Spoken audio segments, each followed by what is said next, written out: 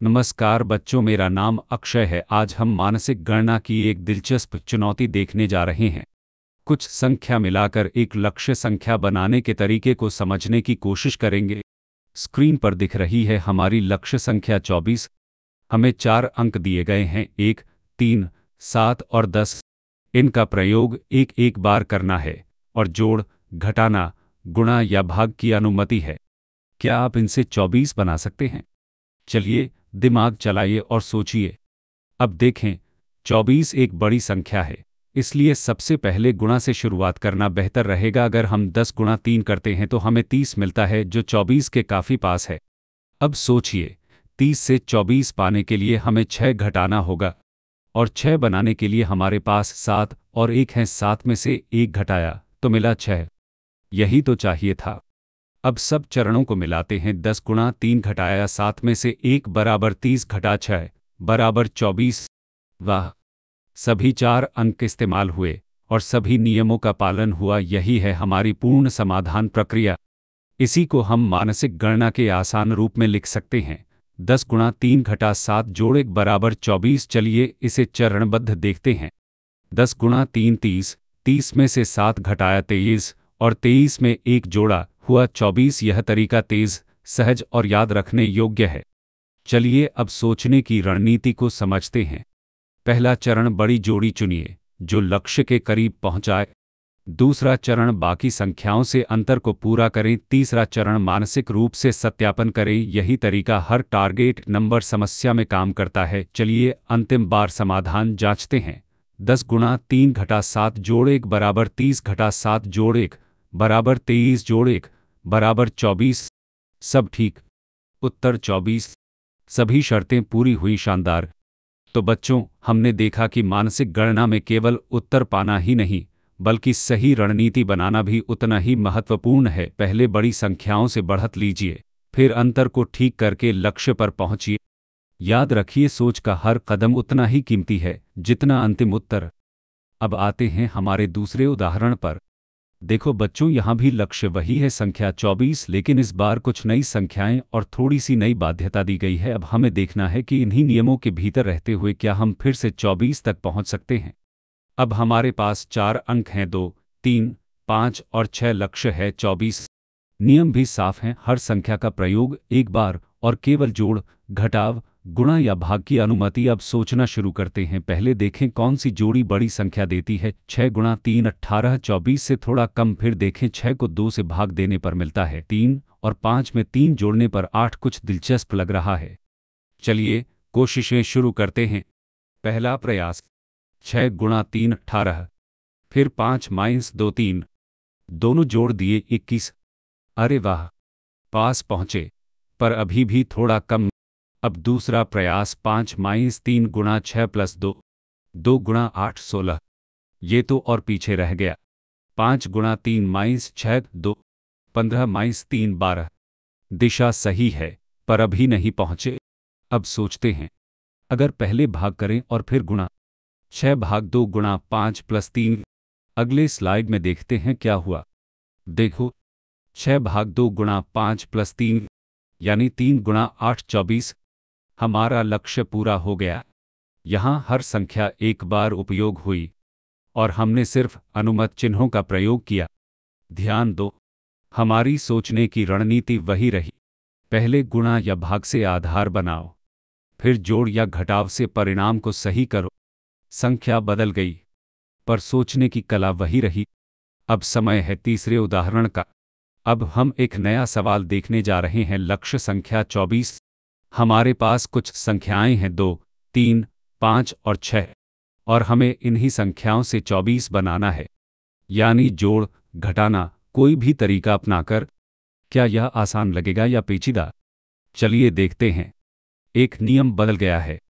2, 3, 5 और 6 में से किसी भी संख्या का कई बार उपयोग किया जा सकता है और हम केवल 2 गणितीय क्रियाओं का प्रयोग कर सकते हैं, जोड़, घटाना। ऐसे भी भागा लगातार घटाव और गुना लगातार जोड़ है, एक ही संख्या से बार बार। सोचिए, कौन सी संख्या ज्यादा मदद करेगी 24 तक पहुंचने में? क्या सिर्फ एक तरीका है या कई तरीके हो सकते हैं? चलिए अब सोच की यात्रा शुरू करते हैं। जब छात्र इस तरह के सवाल हल करते हैं तो हर किसी का सोचने का तरीका अलग होता है। कोई सीधे बड़ी संख्याओं से शुरुआत करता है, कोई धीरे धीरे जोड़कर लक्ष्य तक पहुंचने की कोशिश करता है। कुछ सोचते हैं कि क्या कम से कम बार दोहराकर जवाब मिल सकता है, और कुछ यह देखना चाहते हैं कि क्या केवल एक ही संख्या से 24 बन सकता है। अब देखते हैं कि किस रणनीति से समाधान तक पहुंचना आसान रहा। पहले प्रयास में छात्र बड़ी संख्या चुनते हैं, जैसे 6 और 5। 6 को 4 बार जोड़ने पर हमें 24 मिलता है। 6 जोड़ 6 12, फिर 1 और 6 जोड़ें 18, और 1 और 6 जोड़ें 24। यह तरीका सरल है, लेकिन इसमें बार बार एक ही संख्या का उपयोग हुआ। कुछ छात्र छोटी संख्याओं से शुरुआत करना पसंद करते हैं, जैसे 2 या 3। अगर केवल 2 को 12 बार जोड़ें तो भी 24 बनता है। 3 को 8 बार जोड़ें तब भी 24 बनता है। यानी छोटे कदमों से भी बड़ी मंजिल पाई जा सकती है, लेकिन इसमें ज्यादा दोहराव है। अब देखें एक अलग तरीका, मिश्रित सोच। यहाँ 5 और 6 का उपयोग किया गया, साथ में थोड़ा घटाना भी। 5 जोड़ 5 जोड़ 5 15, 6 जोड़ 6 घटाया 3 9, और अब 15 जोड़ 9 24। क्या मज़ेदार तरीका है, जोड़ और घटाना दोनों साथ। तो बच्चों, हमने देखा कि एक ही प्रश्न को हल करने के कई रास्ते हैं। हर रास्ता हमें सोचने का एक नया तरीका सिखाता है। असली सीख यह है, सिर्फ सही उत्तर पाना नहीं, बल्कि सोचने की दिशा समझना भी उतना ही जरूरी है, क्योंकि हर समाधान एक नई सोच का प्रतिबिंब होता है। अब एक नया सवाल, क्या सिर्फ 3 संख्याओं 6, 15 और 21 का इस्तेमाल करके हम 100 बना सकते हैं? आप इन तीनों को जितनी बार चाहें जोड़ या घटा सकते हैं, लेकिन किसी को भी आधा या तोड़कर नहीं ले सकते। अब हम सोचेंगे, क्या यह संभव है? किन संख्याओं के संयोजन से यह बन सकता है? क्या कोई पैटर्न या नियम निकल सकता है? तो सोचिए, क्या 6, 15 और 21 जैसे जोड़ से कुछ मदद मिलेगी, या फिर 2 बार 21, 3 बार 15 और 1 बार 6? जब बच्चे इस सवाल को देखते हैं तो हर किसी की अपनी अपनी रणनीति बनती है। कोई कहता है, मैं तो बड़ी संख्या 21 से शुरू करूंगा, जल्दी 100 के पास पहुंच जाऊंगा। दूसरा सोचता है, मैं 15 से जोड़कर देखूंगा, क्या बाकी बची संख्या 6 से पूरी हो सकती है।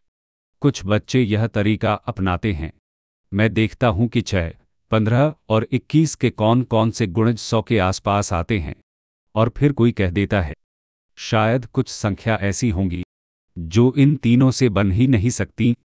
हर सोच सही दिशा में है, बस अब देखना है कि कौन सी रणनीति सच में सबसे काम की साबित होती है। कुछ बच्चों को ऐसा लगेगा, अगर मैं सिर्फ 15 और 21 को जोड़ता रहूं तो शायद मैं जल्दी ही 100 के आसपास पहुंच जाऊं, लेकिन क्या हम ठीक 100 तक पहुंच पाएंगे?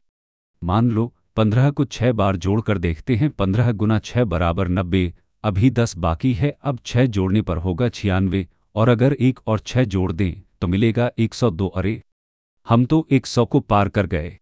अब लगता है कि शायद कुछ संयोजन बीच में छूट रहा है। तो क्या कुछ ऐसी संख्याएं हैं जिन्हें हम 6, 15 और 21 की किसी भी व्यवस्था से बना ही नहीं सकते?